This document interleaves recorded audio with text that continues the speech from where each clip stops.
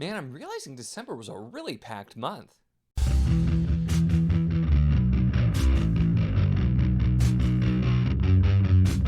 Hello and welcome to my channel. In this video, we're going to be doing my December wrap-up. And yeah, there were quite a lot of books here that we had going on here in December. And I didn't realize, but I feel like I actually did finish the month here pretty strong. So we're going to talk about everything I read, what I thought about it, and do that kind of wrap up here. Most of the stuff that we're going to talk about probably already has reviews out, and some of them are going to be coming. But with no further ado, let's just jump right in and get to it.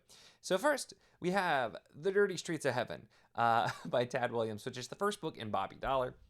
And I still, my replacement copy never came. I don't think they ever shipped it, so I still don't have a physical copy because I got rid of the really terrible library one I had gotten the first time.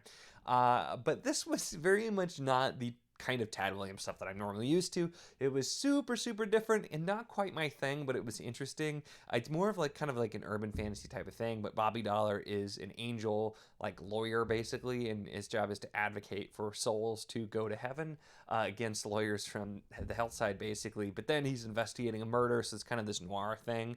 And yeah, this was different. I do have a review for it. I am planning to continue. I feel like kind of knowing already that it was going to be different. It's Tad Williams. When I did the interview with him, convinced me to pick this one up, and so it's been really interesting and just kind of trying something totally different from an author that I love. So still had a good time with it. And then we have The Haunt on the Island of Esper by Justin A.W. Blair, which might take the most surprising read of the year crown for me, because I really loved this. This was a review copy, and it's one of the ones where, like I talked about in the review for this too, the covers leave something to be desired, which the author was aware of, but this just absolutely pulled me in right away. And I described it, it is kind of a mix of like Black Company with a little bit of the Bridge Burners from Malazan with some other elements in there as well, but it really does feel completely unique, despite you can see that some of those things were. And it's following this group of treasure hunters who are the relic hunters of the Ninth as they go into these places called haunts, which we don't find out a lot about, but it's basically these ruins that are, for lack of a better term, haunted. And it's so compelling. We learn a lot about the characters, the style, the different POVs used to show you these completely different viewpoints of this world. Really well done. This was just phenomenal, and I really loved it. So yes, that was such a wonderful surprise. And then apparently this was also the month that I just tried some different stuff that was a little more out of my comfort zone, because I also did do Dark Bloom by Molly McCobb, which is also not my thing. And I kind of knew that going in, but I actually quite enjoyed it as well. And this one I picked up because the title of this book is named after a metalcore song, and there are like Easter eggs where you can find 14 different metalcore band names in there throughout the text. I didn't find them all, so I think I'm going to have to reread it, to be honest. But this is sort of a very deeply character-focused, kind of different take on the zombie apocalypse type of thing. And I think it does some things in a really interesting way, and then tells the story really interestingly, where we're really focusing on the characters and kind of the idea of, like, for people who had some traumatic things in their life, maybe the zombie apocalypse just isn't even that bad. So it had really interesting takes on a lot, and I'm curious to see more from this author. Even though this one wasn't my normal thing, I enjoyed it a fair amount more than I thought I would, and the kind of the metal connections just made it especially fun for me. I do have a review for that one as well, if you want to hear more about that one. And then we have Lord of Emperors, which was a carryover, and I finished that. I was doing all physical. I cannot for the life of me find my copy of it, and I had an extra copy that was damaged that I got rid of from Amazon. I'm hoping I didn't accidentally get rid of both, because I cannot find my copy anywhere. It's probably around. But Lord of Emperors, Book 2 and Sailing to Sarantium. I did do a video talking about the duology as a whole as well, and I also did, if you want to hear way more details, on my channel, did a spoiler chat video on that as well, a live stream with people I was buddy reading it with, and I liked it a lot more than the first book. I still had some issues with it. It's definitely still my least favorite thing I've read from Guy Gavriel Kay as a duology, but Lord of Emperors was a much stronger book even on its own for me, because it just did so many more of those things that I really appreciate with Guy Gavriel Kay, and just all of the beautiful parts, the themes, the stuff he's just so good at, really were strong there. So that one really was a great read, and just taking my time doing a physical read with it, I also really, really enjoyed. So after that one, we have, which I have it. I still have the copy. It's in my unhauled pile though. Wind and Truth. That was a pretty quick DNF. You've probably heard about that, unless you haven't paid attention, because that video did really surprising numbers and continues to, which I wasn't expected. So that might become my most well-known hot take for somebody like myself who's had a lot of unpopular opinions over the years. Although it seems like reception's kind of mixed there. But yeah, Wind and Truth was a DNF. I did a video kind of talking about the series as a whole with Stormlight, how it's changed, like I said, and it's just, for me, I'm not picking it back up. I've really not been tempted. I've heard some like mild spoilers, but nobody's told me the ending. I haven't asked about the ending. I don't really care, and that's kind of where I know that it was a good call for me to put it down. Really happy that others are enjoying it. If you enjoyed it, great. I think I'm done with that series for now. But we're not going to talk any more about that. We'll just move on to the next one. Because something else I did a little bit different was Summertide by Charles Sheffield, which is sci-fi, and this is sci-fi from the 90s. This was a recommendation from Mike Mullman. We'll talk more about Mike Mullman in a minute here as well. But it was kind of an interesting one, because this does a ton that I love in sci-fi, and I mentioned in the review too, it does a lot of things that I like.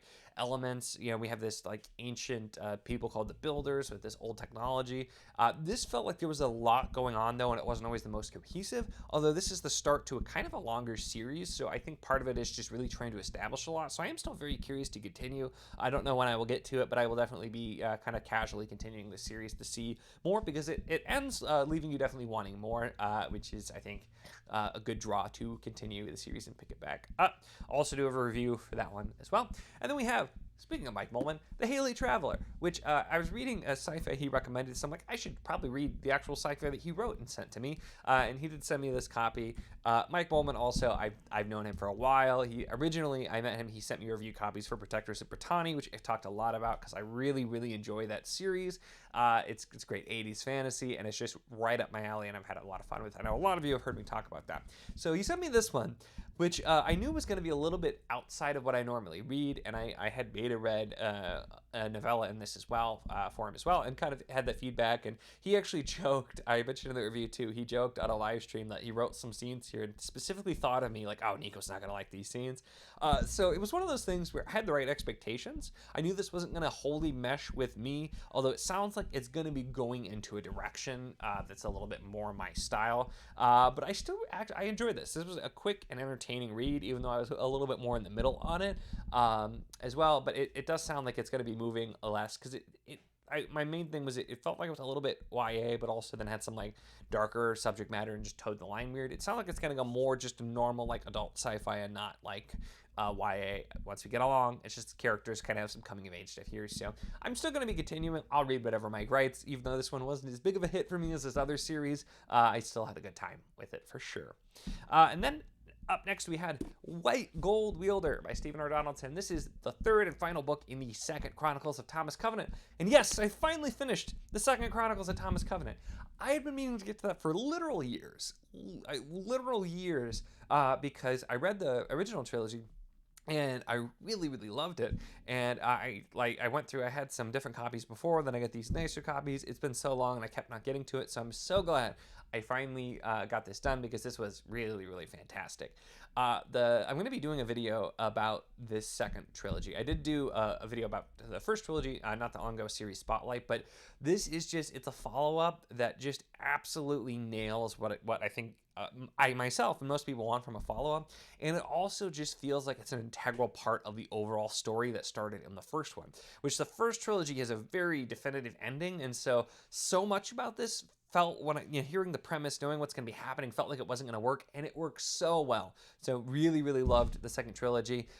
It's elevated the Thomas Covenant Chronicles in general up for me, and I am very, very excited to talk to you all more about that as well. But I do have a review for the first one, but yeah, the coming soon will be the video talking about the rest of that as well. And then I did have a review copy I tried out called Woe to the Stargazers by Alex Schipper.